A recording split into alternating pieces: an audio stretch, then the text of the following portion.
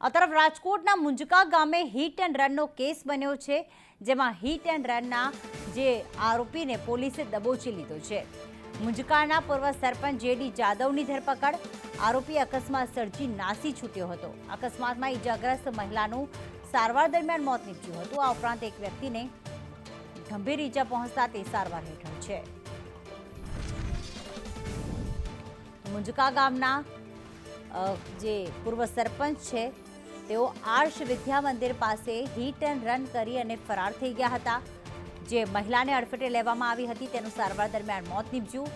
Hit and રનનો જે આરોપી છે જેડી જાદવ, જે મુંજકા ગામનો પૂર્વ સરપંચ છે, તેને યુનિવર્સિટી પોલીસે દબોચી લીધો છે, કારણ કે તે મહિલાને અડફેટે લઈ ત્યાંથી ફરાર થઈ ગયો હતો। હવે તેને પકડી લેવામાં આવ્યો છે।